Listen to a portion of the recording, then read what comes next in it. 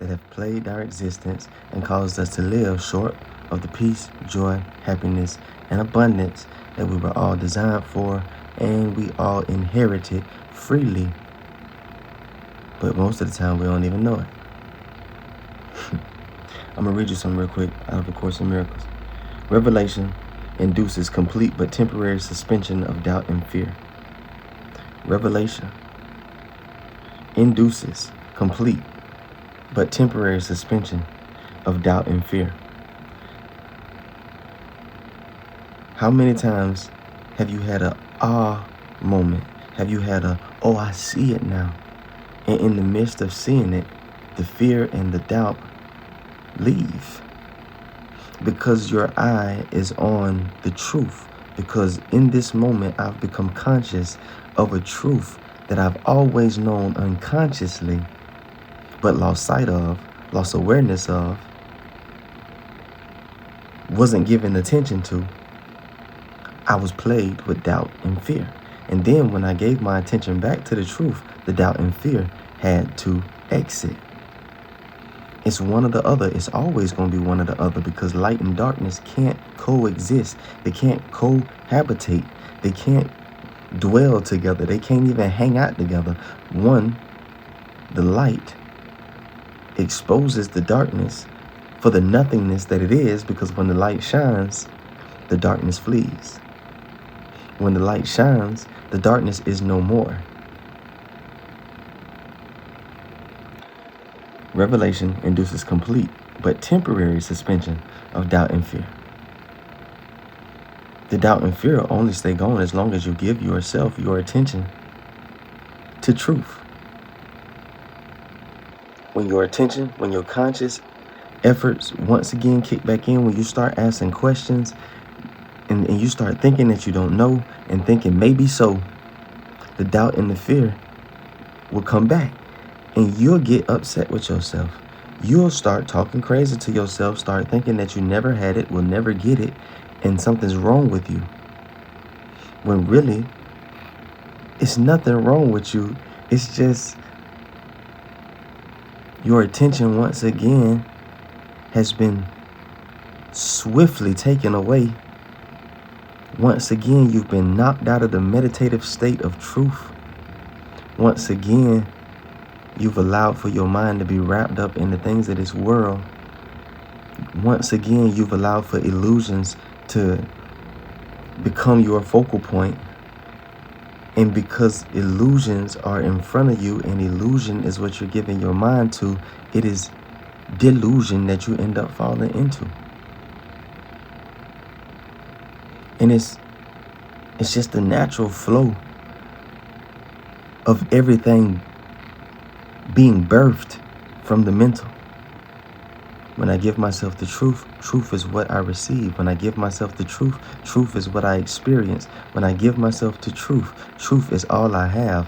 When I give myself to illusions, I lose sight of truth. Truth is still what I have, but it's not what I'm aware of. And the only thing that I'm consciously cognizant of is the illusions that lead me to delusion. I'm left with my beliefs. I'm left with what I think I know. Understand, we are ancient. We are eternal, meaning we have no end and we had no beginning. So you've been around for a real long time. I understand that your skin, your body, your heart that beats and pumps blood. I understand that your hands, your feet, your toes, your eyeballs all have a range of age that you have experienced, but understand that you are not your body. You are not your face. I understand that it's one of the things that you harp over and give a whole bunch of attention to because you think it's what you are. The body is not eternal, so the body can't be attributed to the creation of God. Everything that God created is like Him. Everything that God created is eternal.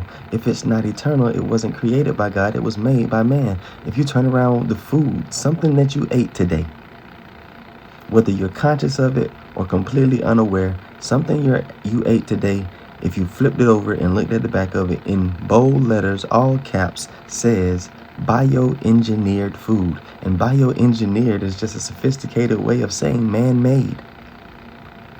This isn't real food. It was made by man. It didn't grow out of the ground. It's not eternal. You couldn't pluck it out of the ground and more of it grow back. It was concocted. It was a science experiment. And you've eaten so much bioengineered food, and you've digested so many bioengineered concepts and paradigms and precepts and ideologies that you yourself have become bioengineered to the point that you think that you can make you out to be whatever you want to be. Extreme personal sense of creation, sometimes sought in physical relationships. Physical closeness cannot achieve it. You remember in church when they used to say it's one that sticketh closer to you than a brother. If my mother won't go, if my father won't go. Understand that these all became religious cliches. These all became things that people would recite because they sounded like the right thing to say to get you the attention from the wrong people. But there is a level of truth to these concepts because they're not worldly concepts. They were spiritual truths. They were universal laws and principles before they ever got dummied down to become the physical restraints that we put on and call religion. There is nothing closer to you than the one who resides forever within you. Miracles are extensions of being partnered with the first, the all, the principle of all principles. Miracles flow naturally through us as we partner with the power within us, and knowledge and wisdom are being deposited and applied. Miracles help me connect with the people around me that I've forgotten are one with me. Revelation helps me connect with the one within me that I forgot is one with me within the physical realm, which is the only evidence, or should be the only evidence, that we need to know that this realm is a reflection of another. This physical realm depends on the spiritual realm that preceded it and birthed it. But instead of us seeing the correlation between these two realms, we've tried to take our dominion in this realm and make this realm a reflection of us. This realm has definitely become a reflection of our ignorance. It's become a reflection of our confusion. It's become a reflection of our belief systems and our broken paradigms.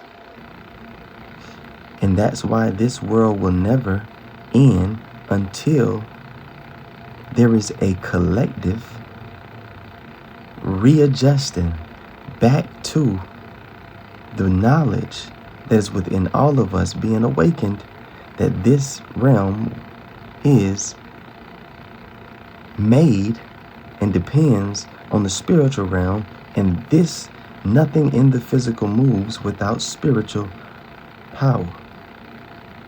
There is no physical power that can change anything in the physical world, but we have been equipped with all spiritual power that could change anything and everything in the physical realm, and this world will one day become a full reflection of that world. This kingdom will one day be a splitting image of that kingdom, and in that moment, we all shall be saved. We all shall be set free, not from any demon, devil, or any warlock, but we all shall be set free from our own ignorance, from our own beliefs, from our own distrust, from our own misplaced ideologies and thinking. As above, so below. I understand that you think that you've had a lot of independent ideas of yourself in yourself, about yourself, and or got ideas from other people who you could see with your sight in front of you, and they led you to believe or led you to desire to want to do certain things. But understand that consciousness does not inspire action. Consciousness, it just induces action. We take our consciousness and act on things that we have been inspired with by miracle and revelation, by truth or by deceit and by illusion. And we'll know if you're inspired by illusions because you will do things that express that you have partnered with illusions. And we'll know if you've partnered yourself with truth because you'll flow as designed. What you do attests to what you believe. What you do will tell people around you what you believe, regardless of what you open your mouth and say you believe. There's a ton of people who say that they don't believe in God, but they have a dependence on a deity that they cannot see, whether within or in the clouds or elsewhere, wherever they believe that deity to be. They believe that there is a source outside of themselves that keeps things in order or allows for things to get chaotic.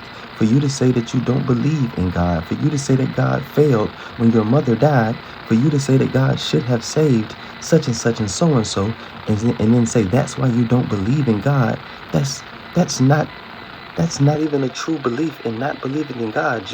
If I can blame you for what happened or what didn't happen, clearly I have a belief, whether hidden from myself or consciously, that you exist. If I can believe that you made a mistake, then I must believe that you're in existence. If I've come to the conclusion that it was you that broke the glass, then how can I turn around and say that you were not in the room, that you were not present, that you're not here, that you're not real? If you're not real, then you couldn't have broke the glass.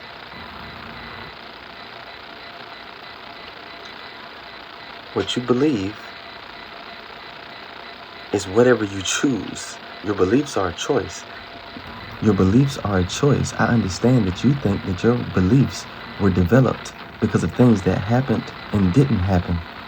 I understand that you believe that your beliefs are secondary to your conditions. But understand, your beliefs are your choices. Your choices have determined your feelings, and the partnership of your feelings and your beliefs has come to the sum total of your conditions and your experiences.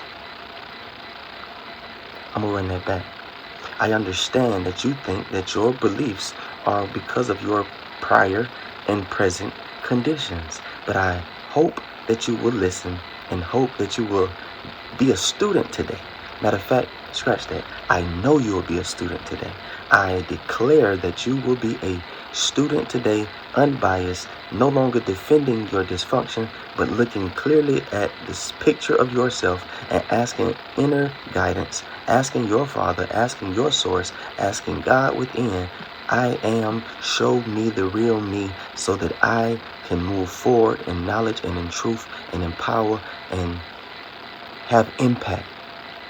We all want to have impact, but a lot of us don't want to be corrected.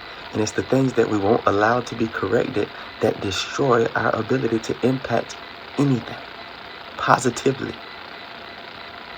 You've been leading people astray with the best intentions. So you clearly should have become aware by now that it's not your intentions that we need. We don't need you to be well intended. We need you to be well understanding so that you can flow within the truth of yourself and set an example, and you won't even have to run your mouth so much.